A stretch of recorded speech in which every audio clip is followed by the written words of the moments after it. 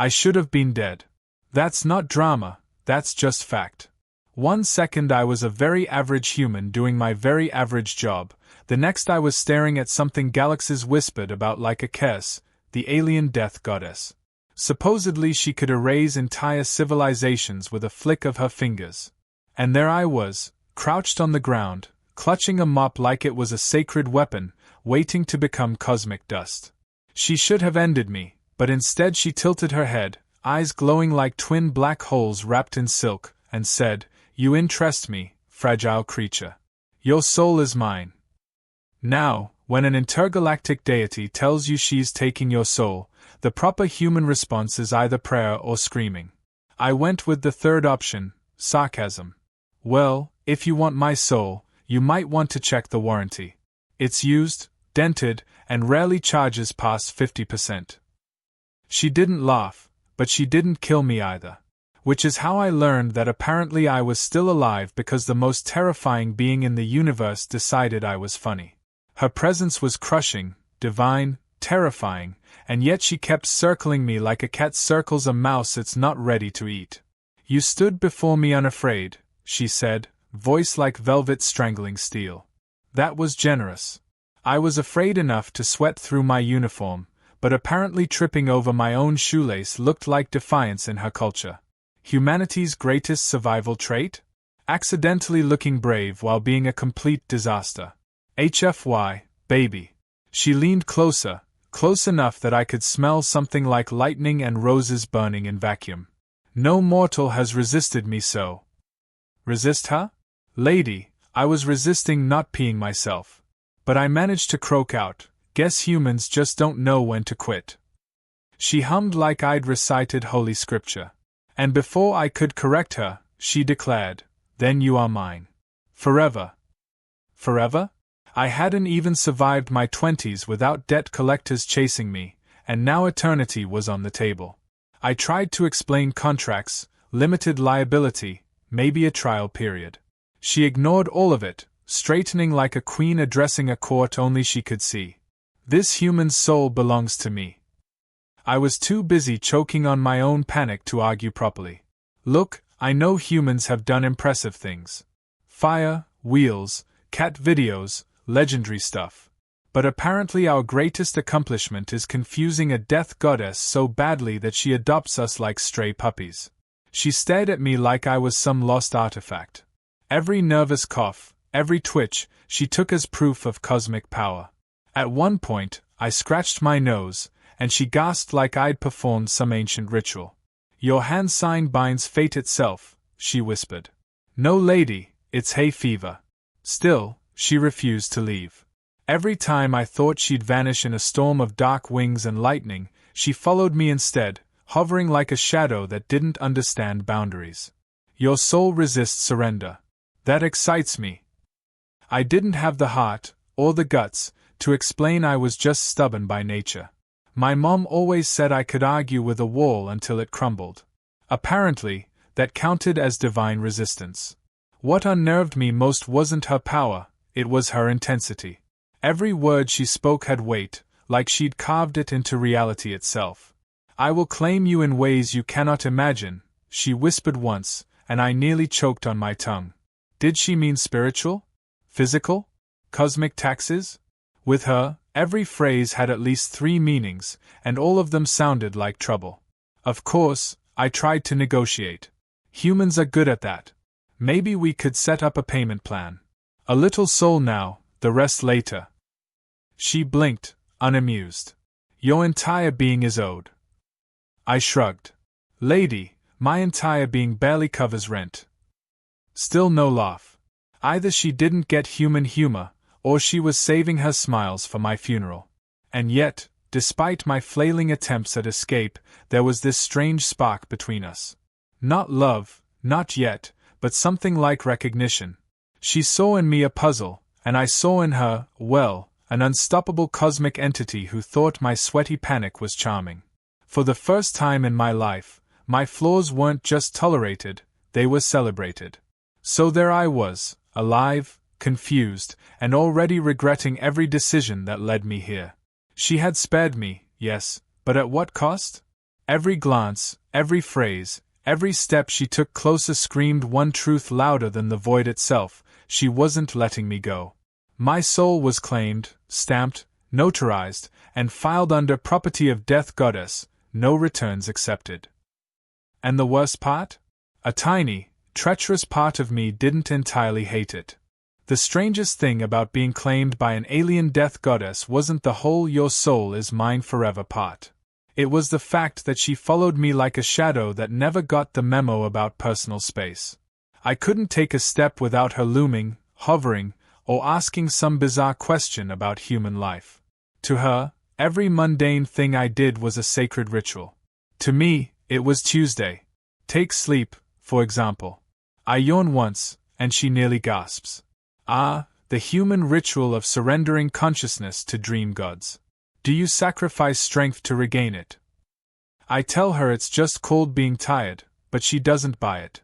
She insists on standing over me while I try to nap, whispering in that smoky voice, "Do not resist. Let the goddess enter your dreams." Trust me, not a recipe for restful slumber. Food was worse. The first time she saw me bite into a sandwich, she nearly fell to her knees. "You consume matter to gain dominion over it," she declared, reverent as if I'd just devoured a star. I told her it was just ham and cheese, but she refused to believe me. She asked if this was a sacred flesh offering. I nearly choked trying not to laugh. From then on, every snack I ate, she stared like I was performing ancient rites. She once called my fries golden spears of eternity. I told her they were greasy potato sticks, and she looked at me like I was the liar in the room. Her misunderstanding wasn't just cultural, it was dangerously funny. Every phrase I muttered became prophecy. I once said, "I need some space," meaning personal breathing room. She took it literally. Hours later, she was dragging me toward her warship, declaring, "Very well, mortal, we shall conquer the nearest star field in your honor. This is your space." I had to explain I meant the 3 feet around my body. She pouted like I'd stolen her favorite toy, then declared, "Then this space is also mine." It didn't help that she obsessed over every flaw I had as though it was a strength. Laziness? To her, that was divine efficiency. Sarcasm? She thought it was verbal cunning. My knack for avoiding work? She called it strategic retreat. Basically, the things my boss hated me for were apparently qualities that made me worthy of worship. Who knew my greatest achievement would be turning procrastination into a cosmic virtue? And oh, the double meanings. Every sentence she spoke was laced with unintended innuendo. She'd whisper, "Tonight, your essence is mine again," and I'd sputter like a broken kettle. Was she talking about my soul? My body? My Netflix password? I didn't dare ask. And when I complained about being exhausted, she'd smirk like a predator. "Your weakness feeds me. Continue." That was either the creepiest pep talk ever, or the most suggestive. Possibly both. Her curiosity had no limits. She wanted to know everything: how humans bonded, how we fought, how we loved. But her interpretations always twisted. I said humans shake hands to greet each other, and she grabbed my wrist like she was about to drain my life force, hissing, "Yes, binding of veins, merging of fates." I didn't correct her. Safer that way. One time, she saw me brushing my teeth. She tilted her head, fascinated. The mortal polishes his bones to intimidate foes. I tried to explain hygiene, but she was already declaring it an act of preparation for cosmic battle. From then on, she called my toothbrush the blade of purity and refused to let it out of her sight. She even asked if she could wield it in combat. I told her minty fresh breath probably wasn't lethal, but she didn't believe me. The worst part was how fast her presence warped my reputation. Suddenly, everywhere I went, aliens who once ignored me started bowing, whispering about the human chosen by death. They assumed I had some secret power. I didn't have the heart to tell them my only power was surviving sheer stupidity. But she encouraged the myth. Yes, tremble before him. His soul resists me daily.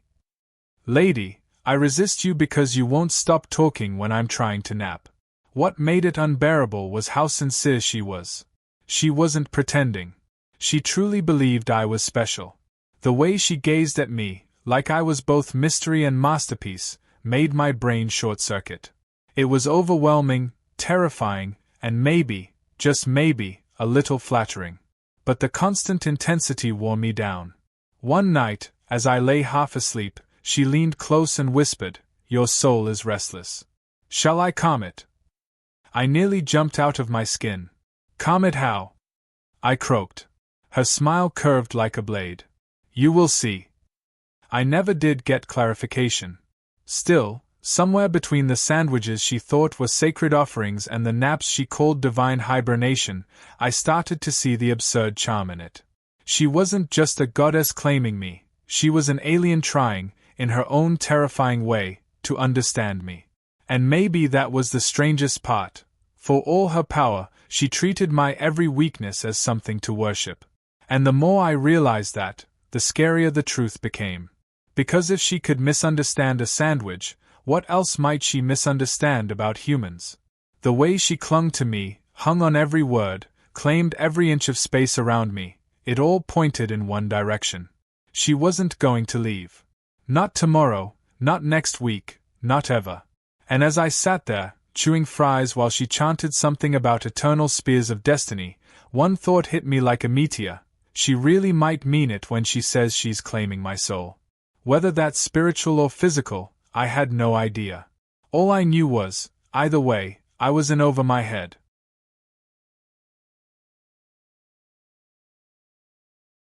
The thing about being claimed by a goddess with infinite stamina is that she never runs out of ideas for how to remind you you're hers. Morning, night, in between, she was relentless. To her, ownership wasn't symbolic, it was practical. She wanted demonstrations, proof, endless rituals to mark me as bound. To me, it felt like running a marathon without training, while your coach whispers in your ear that collapse is just weakness leaving the body. She called them soul exchanges. I called them exhaustion. Every night she appeared, looming with that glow in her eyes, declaring it was time again. Your essence resists. Tonight, I will conquer more. I tried to explain that humans had limits, biological and mental, but she dismissed it. Limits are illusions. Break them. Easy for her to say, she wasn't the one waking up with her legs trembling and her brain fried. And the language she used, always suggestive, never clear. She'd murmur, "You must last longer if you are mine," while I sat there trying to figure out whether she meant sparring, meditation, or, well, the obvious. Once she told me, "Your body is a vessel, I will empty it again." I nearly fainted. Turns out she was talking about training drills. Or maybe not. With her, every word dangled between terrifying, hilarious, and indecent. I tried excuses. Humans are creative when we want to avoid effort. One day I told her humans had to hibernate for weeks after each soul exchange. She narrowed her eyes but looked genuinely thoughtful, so I thought I'd won.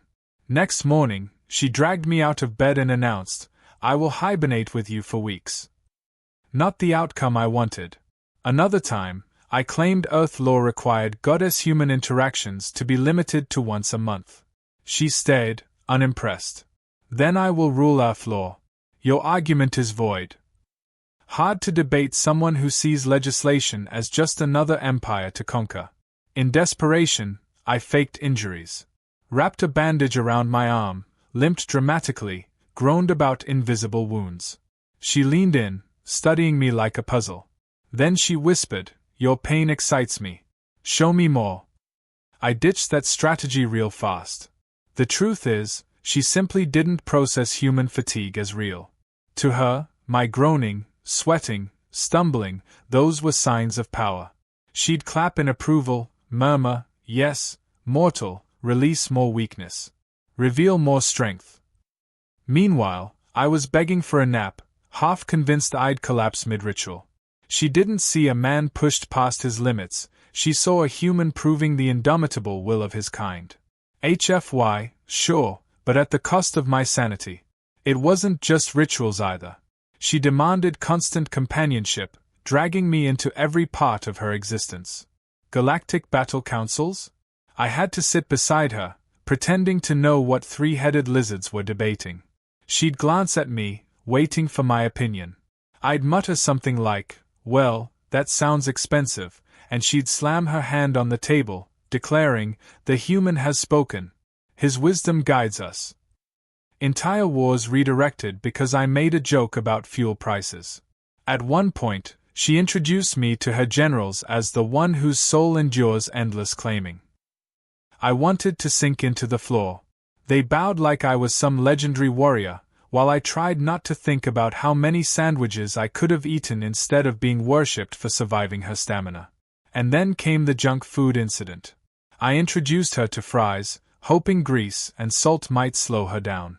Big mistake. She bit one, eyes widening, and gasped like she'd tasted the fabric of existence. "These golden spears carry eternity," she shouted, devouring the whole tray. Within days, she was demanding fries at every meal, calling them weapons of comfort.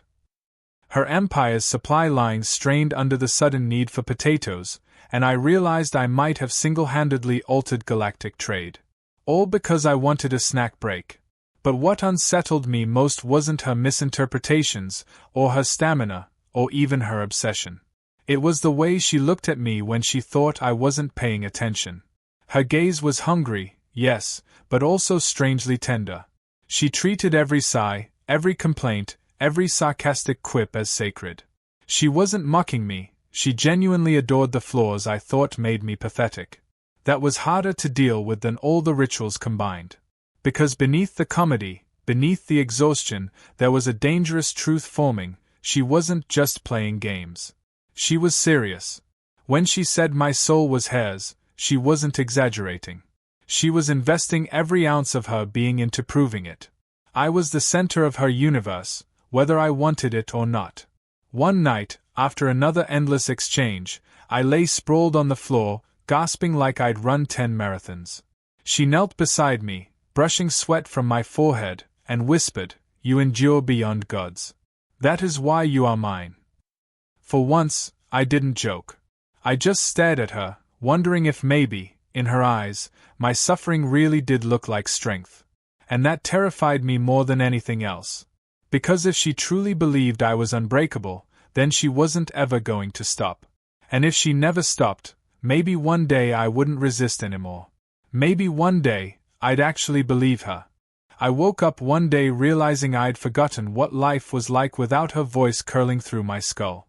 The alien death goddess had become less like a captor and more like an atmosphere, everywhere, pressing, unavoidable. Her shadow stretched over everything I did, her whispers clung to me even in silence.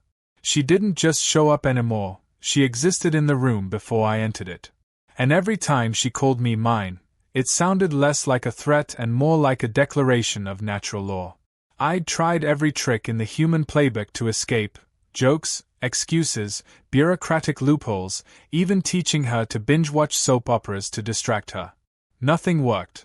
She absorbed my culture the way a black hole eats light, but she never absorbed the idea of letting me go. If anything, she seemed to grow more convinced that my resistance was a kind of cosmic foreplay. Every no became not yet in her translation. Every groan of exhaustion became proof of divine resilience. But somewhere along the line, my own inner monologue started to shift. I still grumbled, still schemed, still tried to get my naps. Yet there were moments, tiny, treacherous moments, where I caught myself looking at her and feeling something other than dread.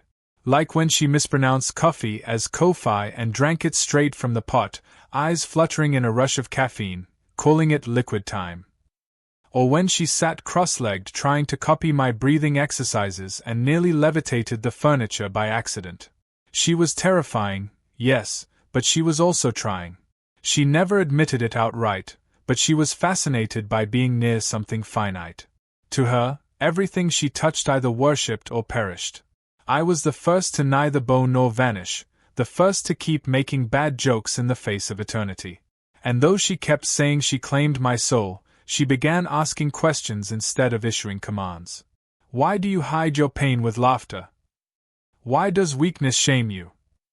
Why do you still speak of home? Those weren't the questions of a conqueror. Those were the questions of someone who wanted to understand. So when the inevitable confrontation came, it wasn't a duel. It wasn't even dramatic. We were sitting in the galley of her warship, me with a plate of fries, her with a cup of liquid time, when I finally said it out loud. What does claiming my soul even mean to you? She blinked, as if the idea of explaining had never occurred to her. Then, very slowly, she set the cup down. It is what my kind say when we choose a mate. I choked on a fry. Wait. All this time, you've been saying you own me. She tilted her head, calm as a blade. Not own. Bind. Keep. Stand beside. We do not have your words for this.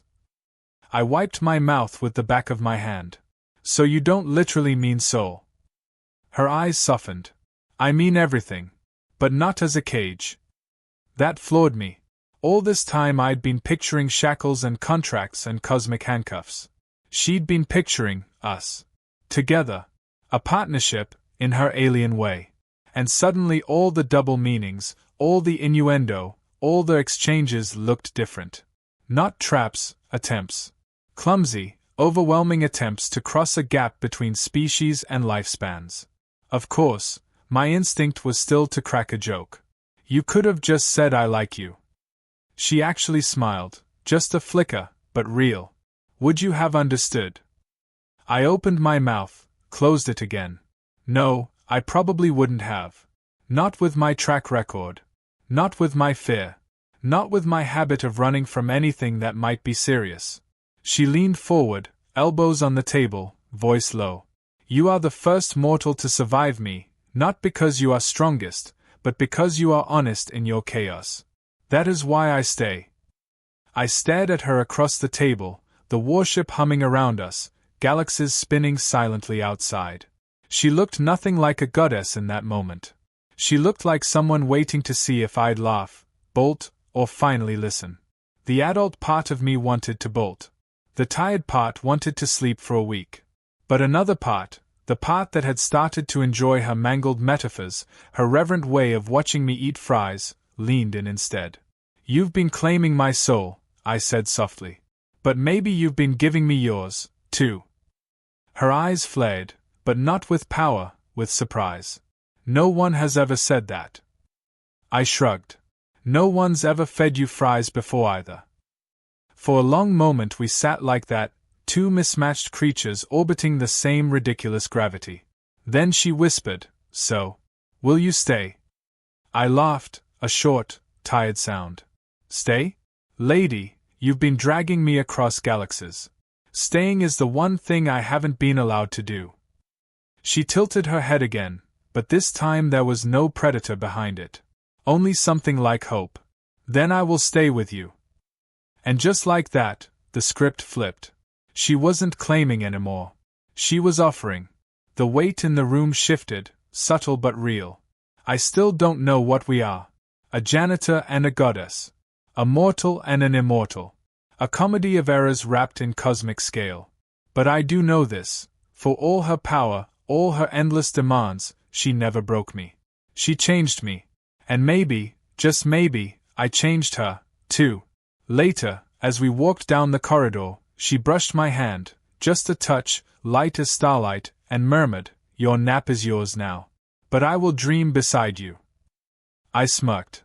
That's the closest thing to consent I've heard from you yet. Her smile curved again. Learning your customs.